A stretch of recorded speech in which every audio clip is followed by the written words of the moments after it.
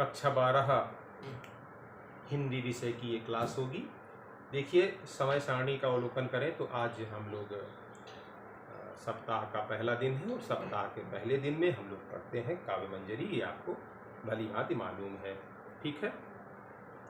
देखिए, काव्य मंजरी में हम लोगों ने लगभग कविताएं पढ़ ली हैं, केवल एक कविता पढ़ना बाकी है। कविता का नाम है बादल को घिरते देखा है, ठीक है। इसके पहले हम लोगों ने उद्यमी नर और उसके पहले जाग तुझको दूर जाना, ये कविताएं हम लोगों के द्वारा पढ़ ली गई हैं, ठीक है। तो ये अंतिम कविता पढ़ी जाएगी। इसके बाद जो अंधेरे का दीपक कविता है, आपको मालूम है ना कि वह कविता अब आपके पाठ्यक्रम का हिस्सा नहीं है। जो 2022 की परीक्षा होगी, है ना, उसमें ये अंधेरे का दीपक नहीं मिलेगा, ठीक है ना। तो अंतिम कविता है बादल को घिरते देखा है। तो इसको हम दो भाग में पढ़ाते हैं, ठीक है। इत्मीनान से पढ़ा जाएगा, क्योंकि बहुत भागने की और सरपट दौड़ने की आवश्यकता नहीं है, क्योंकि मेरे पास वक्त है। अब इसके बाद हम लोग फिर से पहली कविता से शुरू करेंगे, पुनरावृत्ति के रूप में पढ़ाई होगी, है ना। तो सभी बच्चों से यह आग्रह किया जाता है कि वह जो भी हिंदी की क्लास प्रतिदिन चलती है उसको ज़रूर अटेंड करें। सभी बच्चों के लिए ये इसमें सलाह दी जाती है कि इसमें किसी प्रकार की लापरवाही न करें, क्योंकि ये आप भी जानते हैं कि 35-40 मिनट के अलावा शायद ही आप हिंदी की किताबें कापियाँ उठाते हो, जहाँ तक जो एक कट सत्य है। तो कम से कम प्रतिदिन का जो हिंदी के लिए जो समय मिलता है उसका आप पढ़ाई लिखाई में ज़रूर उपयोग करें। मैं यही आपसे एक तरह से आप रिक्वेस्टली कह सकते हैं, या आपके हित में जो सलाह है उसका अनुपालन करते हुए आपको प्रतिदिन हिंदी पढ़नी है, ठीक है। आइए हम लोग चलते हैं। बादल को घिरते देखा है। बादल को घिरते देखा है एक प्राकृतिक सौंदर्य पर आधारित कविता है, और कवि नागार्जुन के बारे में अगर आप सुने तो ये एक दार्शनिक विचारधारा की कवि है। व्यंग्यात्मक भी लिखते हैं, जैसे कबीरदास जी व्यंग क्या करते थे ना, काकर पाथर जोरी के मस्जिद लई बनाई, ताजड़ मुल्ला बांधे के वैरा हुआ खुदा। ऐसे के नागार्जुन भी दार्शनिक विचारधारा से उत्पन्न थे। तो ये इन्होंने एक समय बौद्ध धर्म अपना लिया था। बौद्ध धर्म अपनाने के बाद इन्होंने तिब्बत यात्रा करी और वहाँ पर इन्होंने इस प्राकृतिक सौंदर्य को निहारा, जिसको उन्होंने पंक्तियों में पिरो दिया था। हालांकि ये बादल को घिरते देखा है कविता एक प्रतीकात्मक कविता के रूप में लिखी गई कविता है ना, प्रतीकात्मक रूप में लिखी गई कविता है, जिसमें एक भाव है। वह भाव हम लोग उसे पढ़ने की आवश्यकता नहीं है, इतना गहराई से, इतना सूक्ष्म दृष्टिकोण से जा कर के हमें पढ़ने की आवश्यकता नहीं। मैं आपको इसका मतलब क्या है, उसके जो इसका पर्वतीय इलाकों का जो सौंदर्य होता है उसका यहाँ पर अवलोकन हम आपको करवाते हैं, ठीक है। आइए देखते हैं। बादल को घिरते देखा है। बादल समझते हैं ना, मेघ। बादल, घिरना, चारों तरफ से घिर जाना, यानी टुगेदर, गैदरिंग जिसे होता है ना, घिरना, चारों तरफ से छा जाना, जैसे बादल छा जाते हैं ना, देखो आसमान में बादल छा गए, वही सौंदर्य यहाँ पर। तो अमल धवल गिर के शिखरों पर। अमल माने स्वच्छ, धवल माने सफेद, गिर माने पर्वत, शिखर माने चोटी। बादल को घिरते देखा है। कवि कहता है, कवि नागार्जुन कहते हैं कि मैंने साफ स्वच्छ सफेद पर्वत की चोटियों पर बादल की घिरने के सौंदर्य को निहारा है, सौंदर्य का अवलोकन किया है।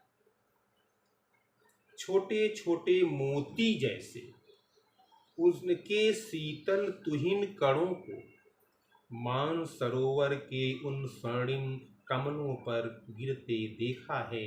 बादल को घिरते देखा है। मानसरोवर झील है, पर्वतीय क्षेत्र में ही मानसरोवर झील पाई जाती है ना। तो छोटे छोटे मोती जैसे, छोटे छोटे मोतियों के समान उनके शीतल तुहिन कणों को, शीतल तुहिन माने ओस की बूंदें, प्रातःकाल ओस की बूंदें पड़ती है ना। मानसरोवर झील में कमल खिले हुए हैं, स्वर्णिम कमल, स्वर्ण कमल खिला हुआ, स्वर्ण के समान आभा लिए कमल खिले हुए हैं। मानसरोवर झील में। तो उनमें प्रातःकाल क्या होता है कि ओस की बूंदें पड़ती हैं। तो प्रातःकाल ओस की बूंदें पड़ती हैं, उसके बाद फिर प्रातःकाल स्वर्णिम प्रकाश जब उनमें पड़ता है तो जैसे लगता है वो मोतियों जैसे चमक आ जाते हैं।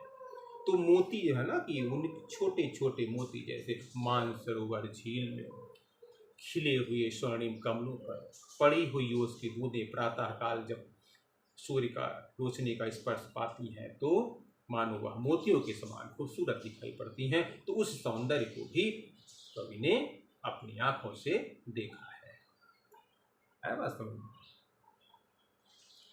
तुंग हिमालय के कंधों पर, तुंग माने ऊंची, हिमादि तुंग श्रृंग से प्रबुद्ध शुद्ध भारती, स्वयं प्रभा समुज्ज्वला स्वतंत्रता पुकारती। आपने सुना होगा ना, वही तुंग माने ऊंची, हिमालय की ऊंची चोटी पर, हिमालय के ऊंची चोटी पर, हिमालय के कंधों, हिमालय की चोटी के थोड़ा नीचे, कंधे चोटी से थोड़ा नीचे आ जाते हैं, मतलब छोटी बड़ी, कई छोटी छोटी बड़ी बड़ी, छोटी बड़ी मिला करके अनेक झीलें वहाँ पर है। झील समझते हैं ना, झीलें हैं।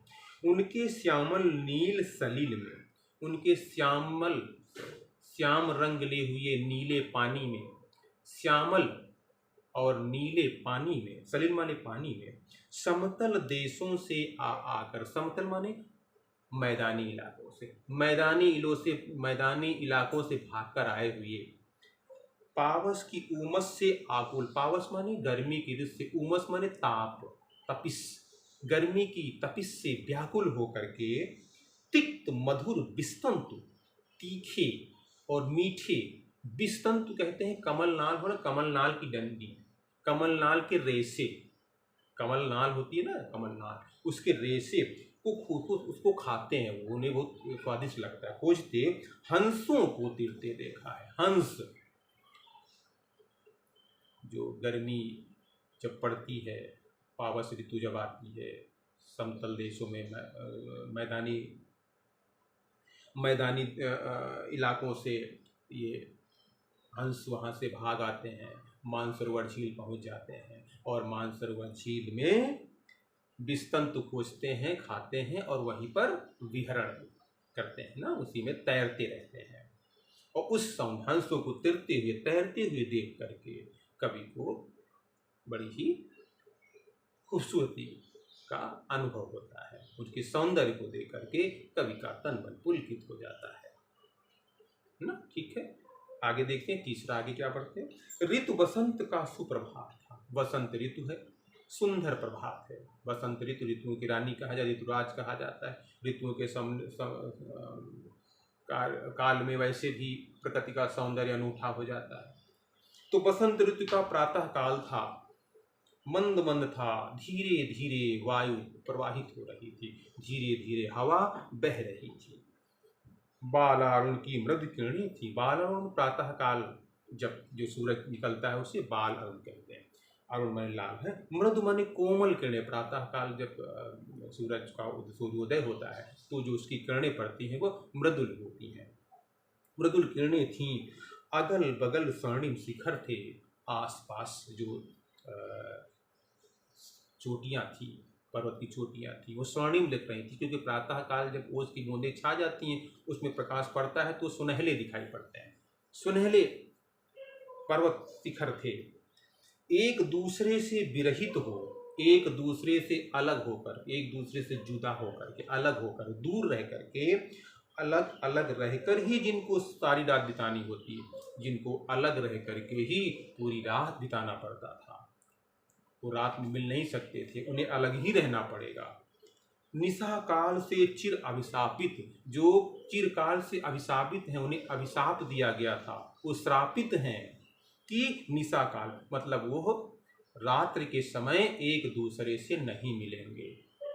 दिन में मिलते हैं, रात्रि जैसे आती है वैसे वो अलग अलग हो जाते हैं, ये उनको श्राप दिया गया था। बेबस उस चकवा चकवी का, बेबस माने लाचार मजबूर, चकवा चकवी, चकवा चकवी ये पक्षी दंपति हैं जिन्हें चिरकाल से ही श्राप मिला हुआ है कि ये रात में नहीं मिलेंगे, ये दिन में ही मिल सकते हैं। तो अब दिन हो गया है तो दोनों मिलने की उत्कंठा में एकदम बेचैन है। बंद हुआ क्रंदन, उनका जो करुण क्रंदन रात भर जो चिल्लाते रहते हैं ना, चीखते रहते हैं, तड़पते रहते हैं, अब उनका क्रंदन बंद हो गया है क्योंकि प्रातः काल हो गई है।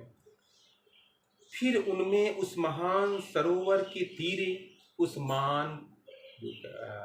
मानसरोवर झील के किनारे, तीरे माने किनारे पर, शैवालों की हरी दरी पर, शैवाल एक प्रकार से काई होती है, शैवाल जिसे बायोलॉजी में आपने सुना होगा शैवाल, ये काई होती है ना, उन्हें किनारे जो काई जमी हुई होती है, उन्हीं काई पर वो मानो उनके लिए वह हरी भरी दरी है, दरी के समान उस काई पर बैठ करके प्रणय कलह आपस में प्रेमालाप करते हुए, प्रेम से बतियाते हुए, कलोल करते हुए देखा गया है। प्रणय कलह छिड़ा हुआ है दोनों के बीच में, प्रेमालाप चल रहा है, कलोल हो रही है, और ऐसे सौंदर्य को कवि ने अपनी आंखों से निहारा है। ठीक है, तो आज हम लोग यहीं तक तो हाँ आप ही और पढ़ते। तो यहाँ फिर उस चेकवा चकोई पक्षी वहाँ पर प्रणय कलह में रत हो जाते हैं। अगला देखते हैं, दुर्गम बर्फानी घाटी में 7 सहस्त्र फुट ऊंचाई पर, दुर्गम बर्फानी बर्फ से ढकी हुई घाटियां जहां पहुंचना कठिन है, दुर्गम माने पहुंचना जहां कठिन हो, बर्फानी ढकी हुई घाटी, बर्फ से ढकी हुई घाटियां जहां पर पहुंचना कठिन है, 7 सहस्त्र फुट ऊंचाई पर, सैकड़ों हजारों फुट की ऊंचाई लिए हुए, सैकड़ों हजारों फुट की ऊंचाई पर अलख नाभ से उठने वाले, अलख माने जो दिखाई न पड़े, नाभ माने नाभि, समझते ना, नाभि नाभि, नाभि से उठने वाले निज के ही उन्मादक परिमल, उन्मादक माने उन्मत्त कर देने वाला, पागल कर देने वाला, परिमल माने सुगंध है, अपनी ही नाभि से निकलने वाले सुगंधित पदार्थ कस्तूरी के पीछे धावित हो करके तरुण तरण कस्तूरी मृग को, उस तरल पदार्थ, उस कस्तूरी मृग को स्वयं अपने पर चिढ़ते देखा है। कहने का तात्पर्य है कि जो कस्तूरी मृग होता है वह यहाँ पाया जाता है, जहाँ का जिक्र किया है दुर्गम बर्फानी घाटी में, जहाँ कभी चित्रण जहाँ कर रहा है, तो वहाँ पर कस्तूरी मृग होता है, कस्तूरी उसकी नाभि में पाई जाती है, कस्तूरी कुंडल बसय मृग ढूंढे बनमाही, ऐसे घट घट राम है दुनिया जाने नहीं। सुना था, वही उसी का जिक्र यहाँ पर कवि नागार्जुन कर रहे हैं। अपने नाभि से निकलने वाले उस उन्मादित कर देने वाले सुगंधित कस्तूरी को प्राप्त करने के लिए वह हिरण भागता, मृग भागता है, इधर उधर दौड़ता है, लेकिन कहीं पता नहीं, क्योंकि उसे मालूम ही नहीं है कि जो सुगंधित पदार्थ उसी के नाभि से ही में भरा हुआ है, नाभि से ही उसका सर्जन हो रहा है। तो अब भागता है और खुद पर ही चिढ़ता है, खींचता है, गुस्सा प्रकट करता है। इस सौंदर्य को भी कवि नागार्जुन ने देखा है। ठीक है, तो कुल मिलाकर के ये कविता यहाँ तक समझ में आ गई आपको। अभी हम लोग ये पढ़ते हैं, नेक्स्ट टर्म में हम लोग इस कविता का शेष भाग पढ़ेंगे। इत्मीनान से देखिए, मैं लगातार आपसे बताता हूँ कि आप बिल्कुल भागना नहीं है, आपको इत्मीनान से पढ़ते चलना है और समझते चलना है। तो इसको आज आप सभी बच्चे पढ़ेंगे। मैं बराबर कह रहा हूँ कि कोई भी इस क्लास को मिस ना करो, इस क्लास को मत बंक करो, छोड़ो नहीं, इसको पढ़ो, प्रतिदिन पढ़ो। आपके लिए पढ़ाई लिखाई बहुत ज़रूरी है, इसके अलावा दूसरा कोई काम आपको नहीं सोचना चाहिए। इसमें पढ़ाई लिखाई पहले है, उसके बाद दूसरा कार्य है। बड़ी मेहनत की जा रही है आप लोगों को परिस्थितियों से समझौता करके, परिस्थितियों के अनुकूल माहौल बना करके आपको पढ़ाई लिखाई के लिए तैयार किया जा रहा है। और निश्चित रूप से जो अवसर है ये आपके लिए मूल्यवान है, जिसका लाभ आपको लेना चाहिए, है ना। तो आज की पढ़ाई ये है।